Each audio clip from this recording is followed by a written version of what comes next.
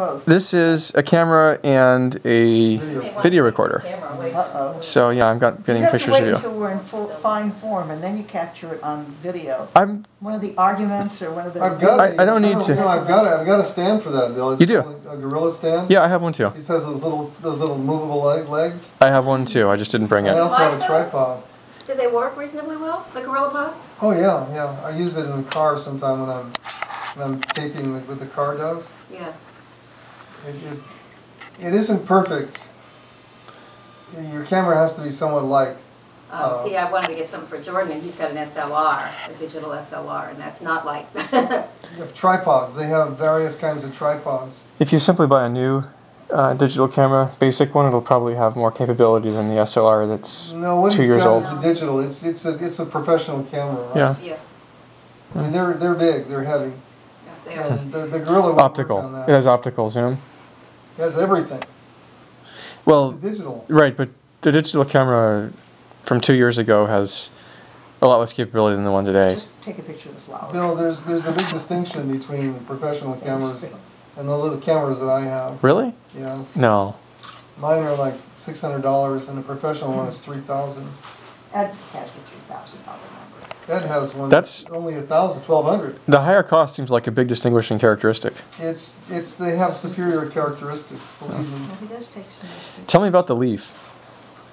The Leaf is a good car. It just needs more kilowatt hours. That's all. It does. I enjoyed driving it, but I was constantly worried about, am I going to be able to get back from the valley and up the hill? When did you drive one?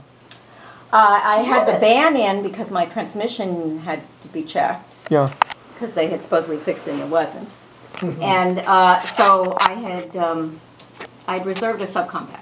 At a rental company? At a rental company, because I knew I wasn't going to have the car for a couple of days. And naturally, every time you come and ask for a subcompact, they say, oh, we don't have one, but we'll upgrade you to a bigger car. And I said, I don't really want a bigger car. I like small cars. And she looked at me, she said, would you be willing to drive a Leaf? I said, I'd be extremely happy to drive a Leaf. Wow. And so, but the problem is going up that hill with it. It's significant. You lose, when you watch how many miles you have left. It says all of a sudden you're only lost 20 miles just going up the hill. The problem is you need to cover that thing that says how many miles you have left. As you go up the hill. It's a lie. It's misleading. The state of charge on a lithium car is awful. So it's an algorithm, and the algorithm. We started at the bottom of in a lithium Mini E. We started at the bottom of Tejon Pass, which is 4,400 feet, with 12%. So I said, William, do you want to go for it or do you want to stop? Because we could stop in a motel here. And he said, let's go for it. So I said, let's go for it. So we got up to the top with 12%, all the way up to the top. We had 0 left. But they're going down. We drove another 23 miles to Silmar. And still had 12% when we got there, I think. The state of charge meter on a lithium car doesn't mean anything. Well, nevertheless, I had to go by something. Yeah. So how many days did you have it? Just one?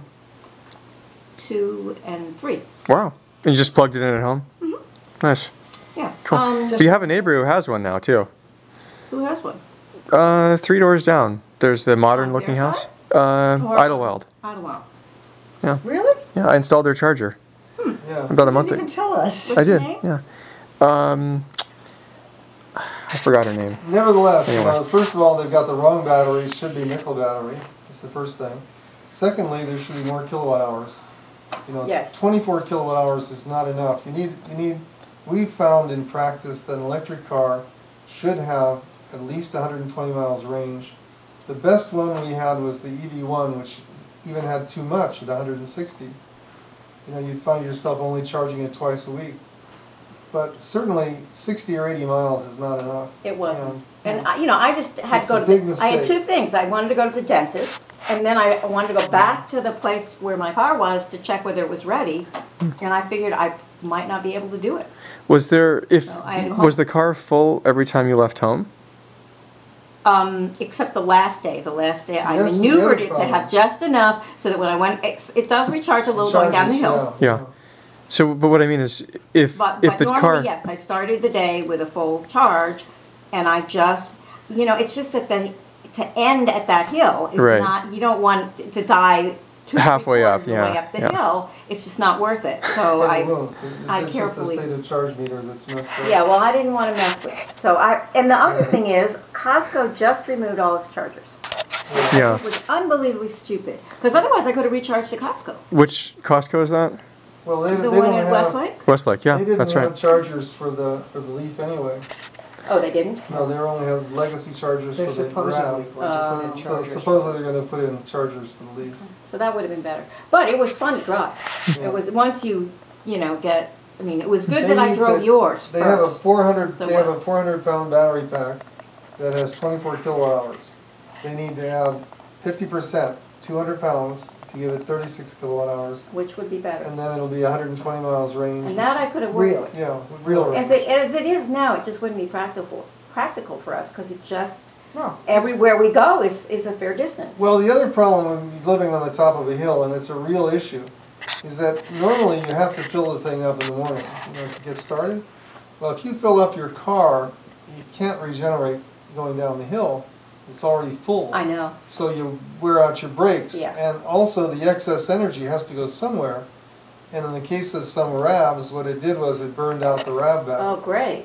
So you really need to start off with about 90% when you Well, come the down last the day hill. I didn't charge it all the way. Yeah. In fact, the night before I just watched. Yeah. And I charged it to about a third. And then I unplugged it. Well, it has fine. a thing there where you can shut it. It shuts off automatically at 80%. Oh, that I didn't know. It's in the timer. But I just watched. Yeah. Tell me about your RAV4 experience. How would you compare that against the Leaf? The RAV is a beautiful car. I mean, as an example, Linda Nichols and Howard Stein came over, and they have they have a Prius, they have 2 RAVs, they have a Tesla, and they're going to get a Volt. What car did they choose? Didn't they also have a Lincoln? No. They have the Lincoln Navigator. I think it's gone. The car they chose to visit us was the RAV because you just jump in and you go. You can carry stuff, and the Tesla you can't do that. And the Prius is a gas car. So they chose the RAV. It's just much more practical. Do you want to leave your cauliflower in there, Will?